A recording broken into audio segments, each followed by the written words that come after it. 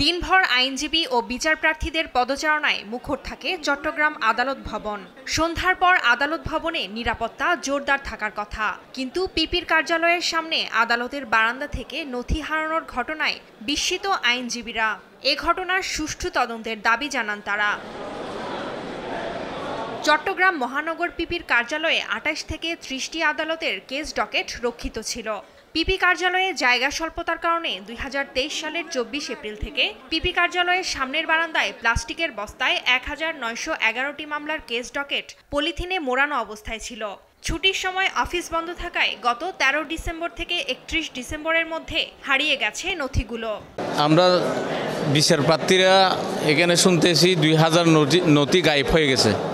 তাইলে এই নথিগুলো যদি সুষ্ঠুভাবে না পাই, আমরা সুষ্ঠু বিচার কোথায় পাবো? আমরা যারা বিচার প্রার্থী আছি তারা এই নথি না পাওয়ার কারণে সুষ্ঠু বিচারটা কোথায় পাবো? সুষ্ঠু তদন্ত করা দরকার।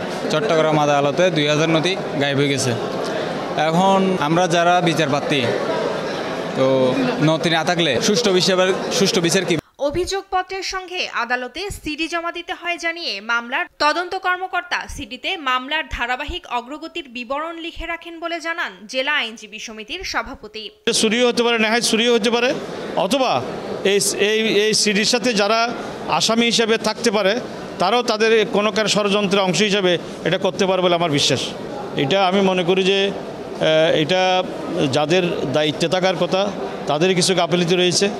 আর সরকার এখন একজন পিপি নিয়োগ দেবে, তাকে তার রেকর্ড রাখার জন্য যদি পর্যাপ্ত জায়গা না দেয়, আমি যতটুকু জেনেছি ওনার রুমে নাকি এগুলো রাখার জায়গা ছিল না বলে বাইরে রাখছে। এখন বাইরে তো ধরেন এখানে কোনো সিসি ফুটেজে নেই। আমাদের এই কোর্ট বিল্ডিংয়ের এতে একটা স্পর্শকতার একটা জায়গা, যেখানে আপনি দেখবেন কোর্ট বিল্ডিংয়ে কোনো যথেষ্ট নিরাপত্তার অভাব রয়েছে। এখন রাত্রিবেলা একটা ঘটনা, আর কিন্তু হাঁস কামড়া চুরি করে জজ সাহেবের হাঁস কামড়া চুরি হতে পারে, আর বিশেষ করে এজলাসে অনেক গুরুত্বপূর্ণ রেকর্ড আছে, এগুলো চুরি হয়ে যেতে, সেরাস্তা থেকে চুরি হতে পারে। তো এগুলো তো হেলাফেলা করে দেখার কোনো সুযোগ নেই। সিডি থাকলে ৫ থেকে ১০ বছর পরও সাক্ষ্য দিতে সুবিধা হয়, অন্যথায় মামলা ক্ষতিগ্রস্ত হওয়ার আশঙ্কা থাকে বলে জানান মহানগর দায়রা জজ আদালতের পিপি। আমরা যখন ১ তারিখে আসলাম তখন দেখলাম যে এখানে নথিগুলো নেই বা কাগজগুলো নেই।